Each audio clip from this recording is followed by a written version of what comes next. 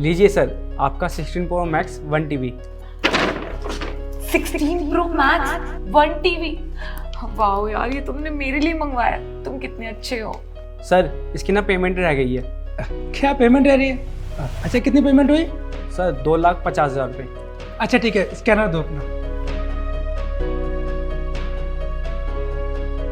Check करो एक बार। Sir ये तो डिक्लाइन हो गया, इसकी पेमेंट नहीं हुई है। क्या हुआ बेबी यार, ये पेमेंट बार बार डिक्लाइन क्यों हो रही है? तुम्हारे अकाउंट में बैलेंस है ना? अरे हाँ है, पर शायद दिक्कत आ रही होगी। एक काम करता हूँ, दूसरे अकाउंट से चेक करता हूँ। भैया स्कैनर दिखाओ। लीजिए सर। आप चेक करो। सर ये ना दोबारा डिक्लाइन हो गया। अरे ऐसा कैसे डिक्लाइन हो गया? एक काम करो, अपना क्यूआर चेक करो, शायद उसमें कोई दिक्कत हो। नहीं सर, सुबह से तो मैं इसी पे पेमेंट करवा रहा हूँ। कंपनी का ना एक ही स्कैनर होता है, आपके अकाउंट में ही बैलेंस नहीं दिखा रहा। क्या यार, इनसफिशिएंट बैलेंस कैसे दिखा रहा है? ये तो होना नहीं चाहिए। तुम एक काम करो ना, सही अकाउंट से पेमेंट करो ना इन्हें। अरे हाँ, मैं भूल गया। अरे यार पता है क्या है, मैंने ना स्टॉक मार्केट में पैसे लगाए थे, शायद वो डूब गए। और ये जो दोनों अकाउंट है ना, उससे लिंक थे। नोटिफिकेशन आया होगा, मैं शायद चेक करना भूल गया हूँ। शिट यार।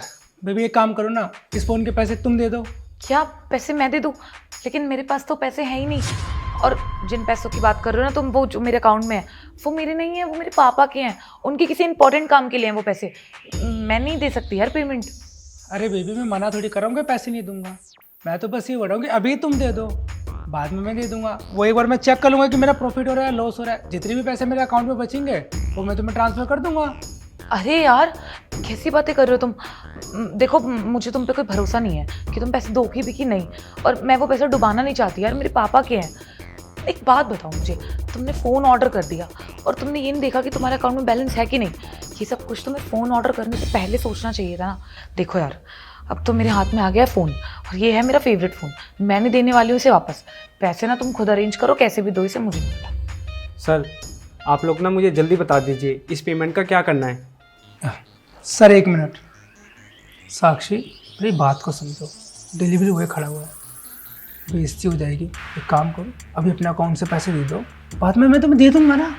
ये मेरी प्रॉब्लम नहीं है कि यहाँ पर खड़े रहते तो खड़े रहने दो, मुझे कोई फ़र्क नहीं पड़ता। ये तुम दोनों के बीच की बात है, आपस में निपटो। मैं तो ये फ़ोन नहीं देने वाली।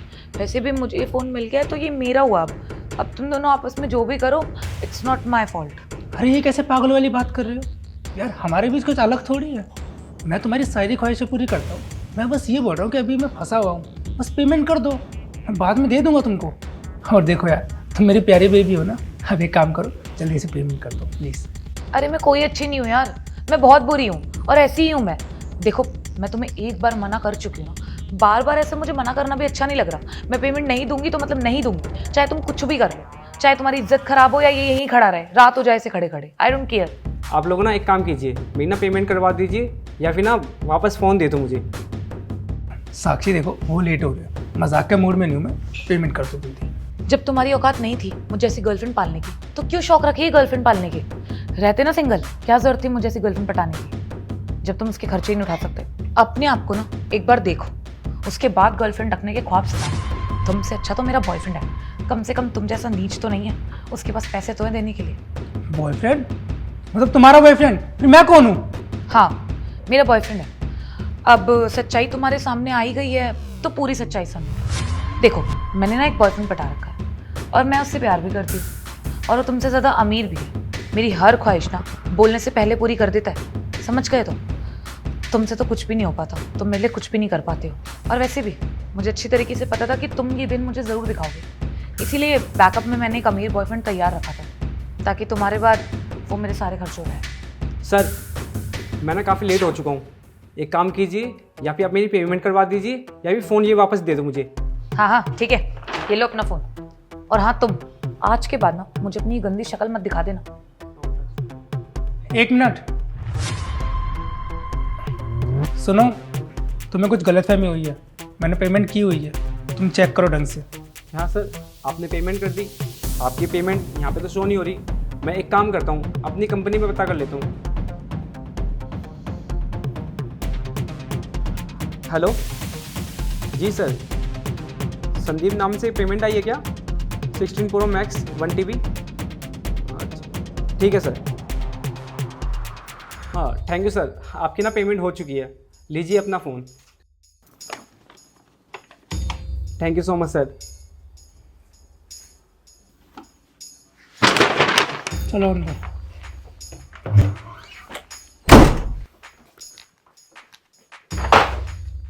Sandeep, I am really sorry, please मुझे माफ़ कर दो यार।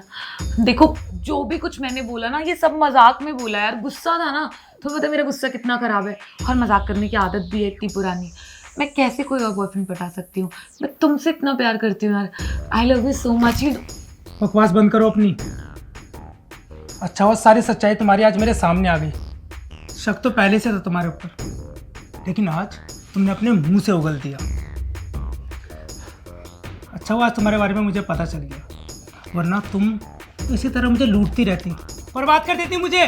संदीप ऐसा कुछ नहीं है, आई एम सॉरी। बस तुम्हारे साथ ना मुझे नहीं रहना। अगर तुम्हारे साथ रहा ना तो तुम मुझे और ज़्यादा बर्बाद कर दोगे। वो रहा गेट, जाओ यहाँ से जा।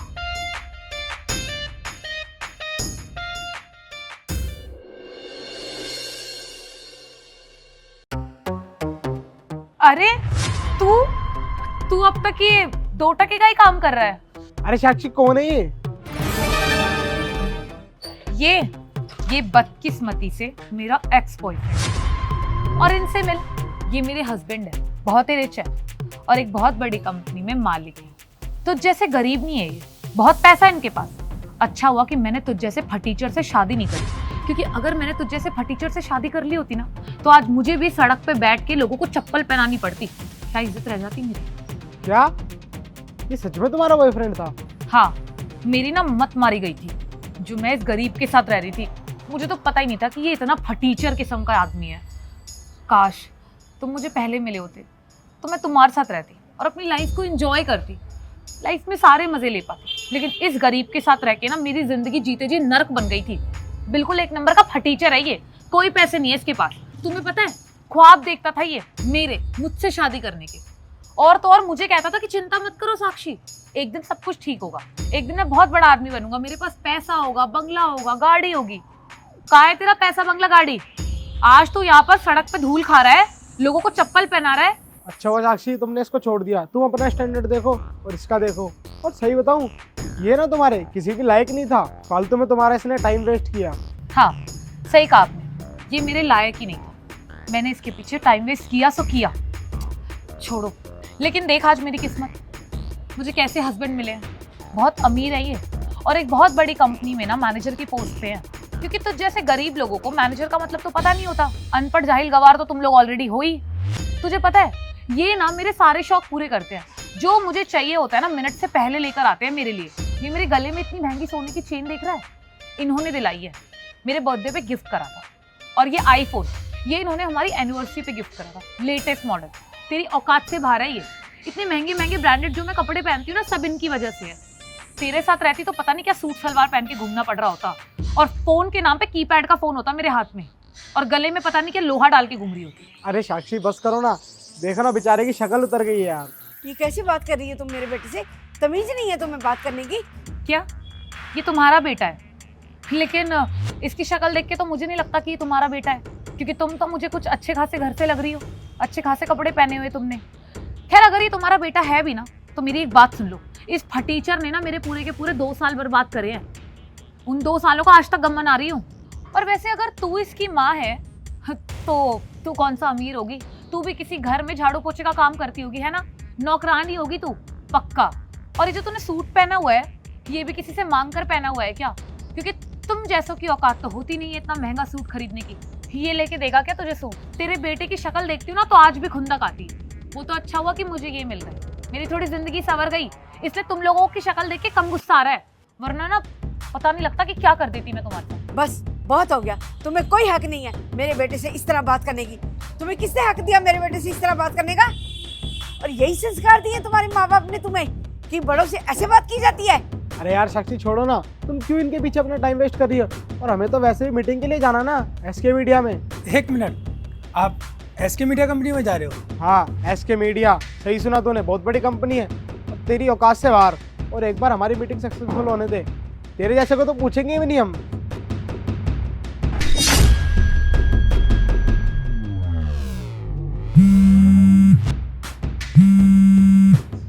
देख वहीं से कॉल आ रहा। हेलो, हाँ जी सर। सर हम जो आपके साथ डील कर रहे थे उसे हम कैंसिल कर रहे हैं। कैंसिल करते हैं? लेकिन क्यों? देखिए ये सब मुझे नहीं पता, हमारे बॉस ने ऑर्डर दिया है। अरे सर, इस प्रोजेक्ट के अंदर हमारा बहुत पैसा लगा है और ये डील कैंसिल होगी तो सर मैं बर्बाद हो जाऊंगा पूरा। वो इसलिए सर क्योंकि आपने हमारे बॉस के साथ बदतमीजी की है। लेकिन सर मैं आपकी बॉस से मिला ही कब हूँ? देखिए सर हम आपको बॉस का नंबर दे रहे हैं, आप डायरेक्ट उनसे बात कर लीजिए। ठीक है, मैं उनसे बात करता हूँ। क्या हुआ? अरे यार तुम 1 मिनट रुक जाओ, नंबर आ गया, कॉल करता हूँ।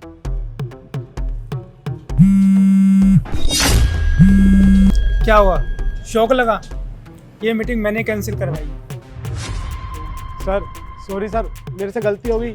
मेरे को नहीं पता था सर आप इतनी बड़ी कंपनी के मालिक हो। गलती होगी सर, माफ़ कर दो, आगे से कभी ऐसा नहीं होगा।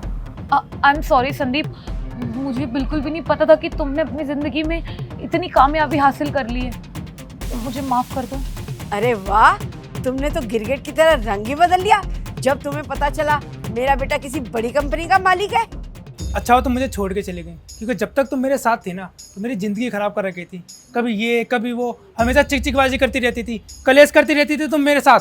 तुम्हारे रहते हुए ना मैं चैन से जी पाता था, ना अपने काम पे ध्यान दे पाता था। और तुम्हारे जाने के बाद ना आज देख लो मैं किस मुकाम पे हूँ। अपने काम पे भी ध्यान दिया और आज मैंने इतना बड़ा एम्पायर भी खड़ा कर लिया। और हाँ, खुशनसीबी तुम्हारी नहीं मेरी है, क्योंकि अगर तुम मेरे साथ होते ना तो मेरी ज़िंदगी ख़राब हो रखी होती। देखो संदीप, मैं मानती हूँ कि मुझसे बहुत बड़ी गलती हो गई, लेकिन प्लीज़ समझने की कोशिश करो। मेरी और मेरे हस्बैंड के लिए ये डील बहुत इंपॉर्टेंट है। प्लीज़ ये डील कैंसिल मत करो, मैं तुम्हारे आगे हाथ जोड़ती हूँ। मेरी गलतियों की सज़ा मेरे पति को मत दो। हाँ सर, सच में हमारा इस प्रोजेक्ट में बहुत पैसा लगा है सर। हम प्लीज़ बर्बाद हो जाएंगे, हमारा घर वर सब बिक गया। इसके चक्कर में हम रोड पे आ जाएंगे सर। डोंट वरी, मैं तुम लोगों की तरह नहीं। मेरी माँ ने मुझे अच्छे संस्कार दिए और मुझे पता है ये मीटिंग मैंने कैंसिल कर दी ना तो तुम लोग सड़क पे आ जाओगे। सो डोंट वरी, मैं ये मीटिंग कैंसिल नहीं करूँगी। आ जाना ऑफिस। चलो माँ।